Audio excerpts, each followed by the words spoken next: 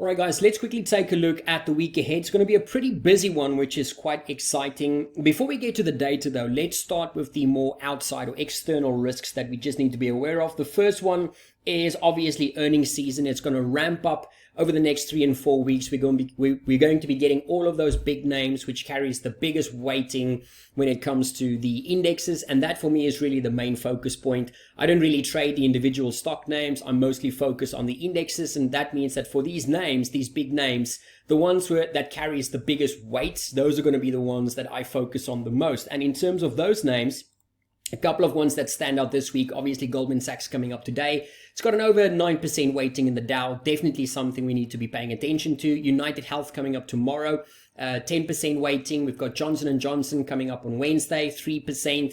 And then looking towards Friday, we've got Travelers and American Express, both of those over a 4% weighting for the Dow.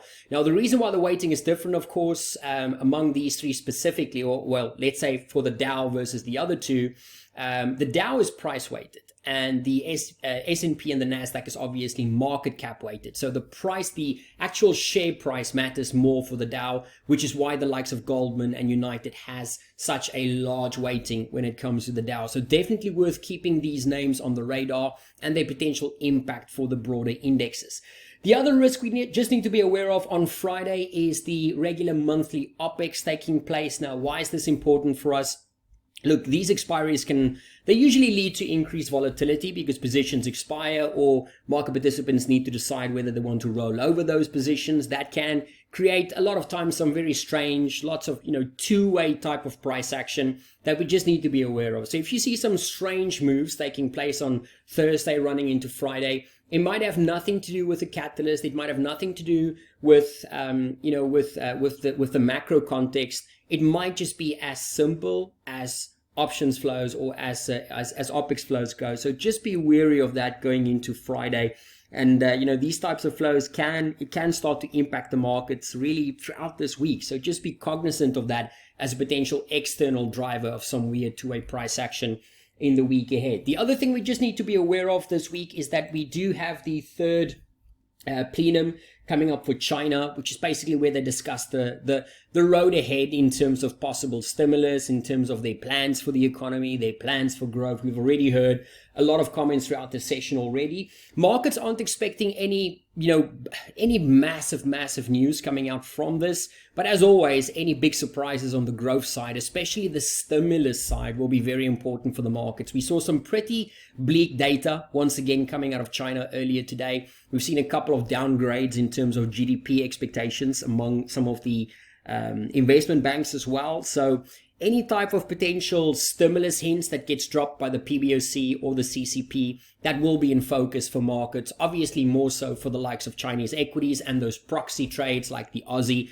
things like copper, etc. So just be aware of any potential big stimulus news being dropped. Markets aren't expecting much, and that's the point. If nobody's expecting anything and they do decide to drop some bombs, then that could be interesting in terms of stimulus news. So do make sure to watch out for that. Then obviously after the weekend's developments with former President Trump, with the attempted assassination, there will be more focus on the Republican convention taking place. I think it's running from today to Thursday, or is it Friday? I think it's today to Thursday running. The main focus for the markets will be how this changes. We saw quite a big pickup in terms of odds expectations for President Trump to take the election later in the year. So any type of drastic changes in that, where they're moving lower or where they're moving higher from the convention, will obviously be something we need to pay attention to. We saw some pretty as expected or consensus-based reactions at the open after the weekend's developments in the likes of treasuries, the likes of the dollar, but both of those moves have been unwound fairly quickly so far today. Doesn't look like what happened over the weekend has really changed much for markets, which means it might have a slightly weaker impact later in the week if we do see big shifts. But obviously, given that this is really starting to come into focus for the markets, it is something just worth keeping in mind as a potential external risk. Now, in terms of the actual data, we've got quite a lot coming up. Let's start with tomorrow then, because today we only have Fed Chair Powell, and like I said earlier, I'm not expecting much from him today. Look, we heard from him for 4, 5, 6 hours last week. Do we really think that he changed his mind so drastically in the last 4 days that is going to give us, brand new information that we don't know already. I doubt whether that's the case. Obviously, it's Fetcher Pal, so obviously we need to keep it in mind as a risk, but I'm not expecting any new information coming up from PAL for today. So moving towards tomorrow, look, we've got the ZEW data coming up. I'm not expecting fireworks from that at all because we've got the ECB coming up on Thursday. Not expecting that to be a big mover unless it's just whoppingly good data coming out. I don't think bad data at this stage would be a surprise to anybody. Some really hot data could maybe give some additional upside for the euro, but it's probably not something that I would be looking to trade personally though. Apart from that, we've got US retail sales coming up. Probably one of my least favorite economic data points. For those of you who have watched my videos for a while, you'll know that I just don't like retail sales. It just doesn't cover enough consumer spending. You've got goods, right? You've got goods spending. You don't have services. You don't have things like healthcare. You don't have things like finances. All of those types of things aren't included in retail sales. For me, it doesn't make it a useless print. It's still important for the markets to watch. It does still give us, important insights into the consumer, but it doesn't give us the full picture.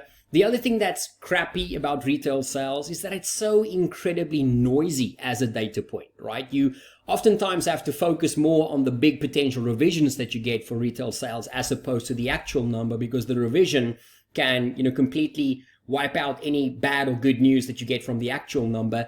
However, and having said all of that, even though I don't like this print, it might get a little bit more attention if it's bad news, not really if it's good news. Why? Because we've seen the data in the US start to deteriorate quite rapidly over the course of the last few weeks. If you take a look at the normalized measure of the surprise indexes, you can see that the black line here, the US, have been pushing lower aggressively. Obviously, last week's data has seen this pushing lower even more. So the data is definitely deteriorating, and the markets are really focused on the consumer right now with that in mind. I mean, if you take a look at this chart, this is just looking at the consumer confidence index as well as the University of Michigan data that we got on Friday.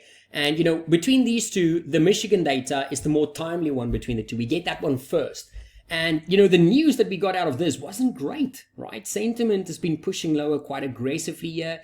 So with this in mind, with all the data we've had recently, with some of the concerns that's being voiced from about the consumer from various companies as well, retail sales might carry a little bit more weight given that. So it's something we'll be watching as always, but as always, I'm not too excited about trading it, but it might carry a bit more significance for the markets based on the recent data that we've had. Then in terms of Canadian CPI, that's the next one coming up. Look, that one could be quite interesting. Why? Because the prior print came in much hotter than what anybody anticipated. That's the print that we had back on the 25th of June. Came in much hotter across the board. Markets are broadly not expecting that trend to continue. For the most part, markets are expecting that to be a one-off, driven more by temporary prices instead of a new trend to the upside. But they were obviously wrong back on the 25th of June. They can be wrong again tomorrow. When it comes to CAD data, look, bad news if we get this pushing lower, right? If we do see a turnaround in the data and a surprise to the downside, I'm not sure whether that's going to be too attractive to trade, to be honest. The only reason is because the markets have priced in so much bad news for this currency already. From a positioning point of view, it's massively stretched. If you take a look at what's priced in on the rate side, markets are already 74% sure that we're going to get another cut this month. So, what does a miss do? Does that take it from 74 to 80 or 84 or 85? If it does, sure, it could see, a little bit of downside for the CAD, but it's probably not the type of downside that I would like to look to express. It's just too stretched at these levels. I would prefer another massive upside surprise, because that would probably see that 74 going down to maybe a 64, which makes the decision much closer towards a 50-50. And, looking at the chart, look, it wasn't a scary pop to the upside by any means, but it was a move in the wrong direction.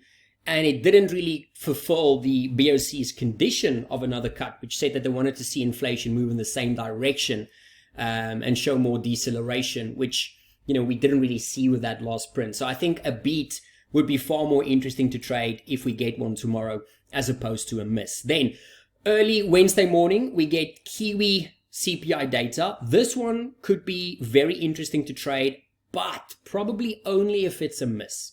Why do I say that? Because remember, back in May, the bank flipped more hawkish. They upgraded their inflation and OCR projections. They said that they actually contemplated raising rates at that meeting. What happened last week was a little bit of a walk back on that, right? They sounded far less concerned about inflation, talking about shifting their language in terms of how and when restrictive policy can be removed, basically trying to give the markets a signal that, hey, we're starting to get more concerned about the economy. Maybe it's time we need to start, contemplating potentially cutting rates. That's how the markets viewed it. We saw a big move to the downside in the Kiwi dollar. And if you take a look at positioning, even though this positioning data doesn't fully reflect the downside that we saw in the Kiwi last week, it is still going to be stretched regardless of the move we had. So I think a miss in CPI will just seal that deal, right? It'll just seal the deal of a potential cut coming up sooner than what the markets had previously anticipated. And given the fact that the currency is still stretched, I think that would be the more attractive opportunity to look at. Don't get me wrong, if the data comes in super hot, it could obviously put the bank in a very difficult situation, and maybe that could see some upside. But that just confuses things, right? You have a bank that went from everybody expected them to be dovish, they came in hawkish. Last week, nobody expected anything, they came in more dovish. So now if CPI comes in hotter than expected, it's a lot of flip-flopping, which doesn't really make for good tradable opportunities. So for me, at least in terms of having mixed data, right? If you get the right data in line with the policy decision, that's attractive to trade. But tomorrow, or Wednesday rather, I think the most attractive thing would be just to hope for a miss and then trade that in line with the decision last week. Now, one of the events that I'm most excited about this week is definitely UK CPI. Look, my timing on sterling has been bad so far over the last 3 weeks. I've been expecting weakness for the currency, which just didn't happen. We had some pretty punchy language coming out from Pearl last week, which obviously gave sterling another bit of a pop to the upside. But take a look at where we are from a positioning point of view. It's just at some crazy levels right now. Not just looking at the regular, 52-week look back that I normally look at, but historically speaking, we are at some crazy high levels here for positioning. It's not just looking at it from a positioning point of view, but if you look at it from a geometric index point of view, markets are crazy aggressive, right? If you take a look at this currency index, that's a huge move to the upside. For the currency in a very short space of time. If you look at it from a real effective exchange rate point of view, huge move to the upside there in the rear. So, this currency for me, it looks crazy overvalued, yeah. But you need a catalyst to try and fade this type of momentum. And the base catalyst that I can think of in a week like this would obviously be a huge surprise miss in CPI, if we get one. And then alternatively, a huge surprise miss in the jobs data that we get the day after on Thursday.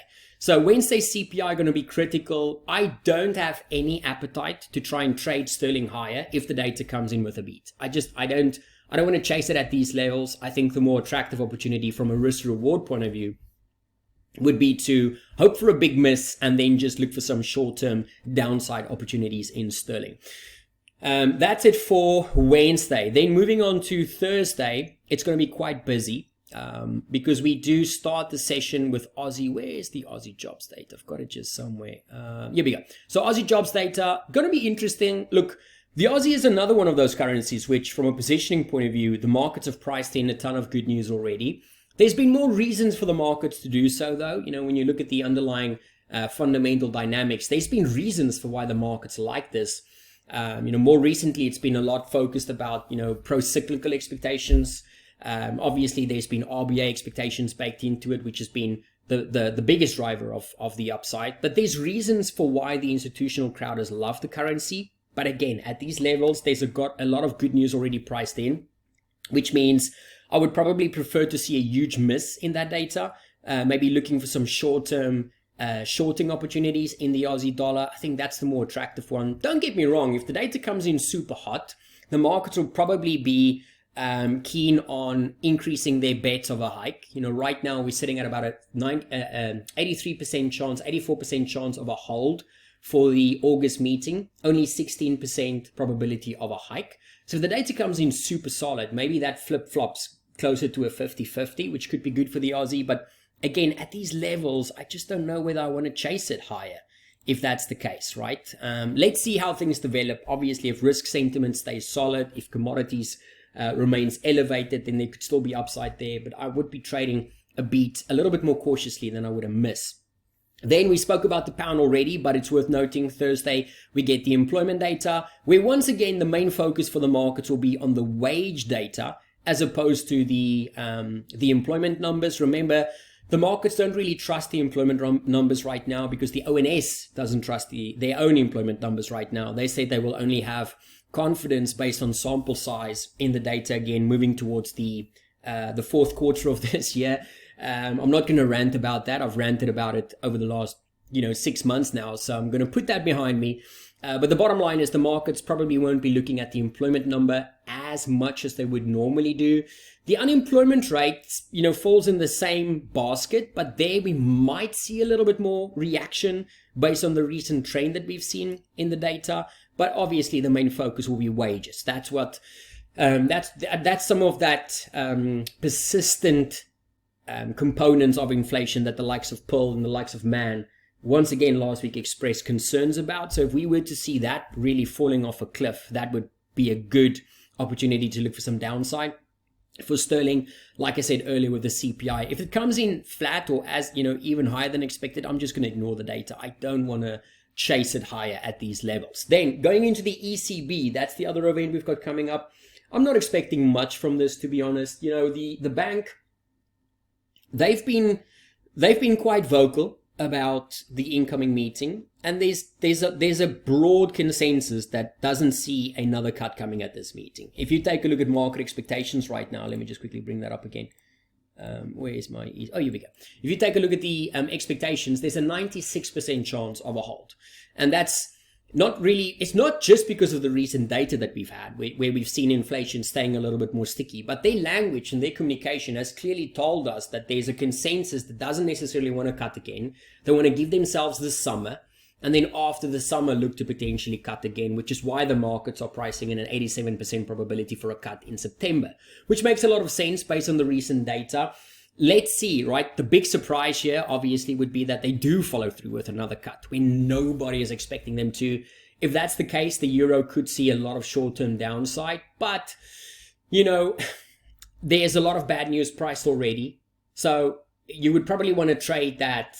I would want to trade that as a short-term trade, nothing more than that, because once that's priced, if we get a sooner cut than markets anticipate, then it just takes one off at the back end of the expectations, right? Doesn't necessarily add another cut into the mix, which is important to understand. So it could be seen as very aggressive. So, it could be a big move, but I would trade that as a short-term trade. But again, markets, and me included, are not really expecting much from the bank. It's we're expecting a kicking the can down the road meeting for them. I think after the summer is the best time to start expecting fireworks from them again, if any. Then apart from the ECB, jobless claims will obviously be in focus as well on Thursday. Another round of claims. We had some pretty good data, to be honest. Did I close? I think I closed those charts. We'll look at it later. But the unemployment initial claims saw a big drop, obviously, last week. Big move lower. It's only really going to matter if it moves back up. That's what the markets wants to focus on, right? The markets aren't really interested right now in that chart moving lower. They're only going to be concerned if it moves up. And unless we see that, it's probably not going to be enough to move the needle. Apart from that, it's going to be pretty boring. We get retail sales for both Canada and the UK on Friday as well. Both of those have been pretty horrendous on the price reactions out of the data. So I'm not sure whether that's going to be something that I would be looking to trade. But as always, it's something we definitely want to just be, keeping on the radar and being mindful of. But that's just a quick view of the week ahead. Like I said, a pretty busy one with lots of events that could potentially create some volatility. So let's hope we get some big deviations out of these ones.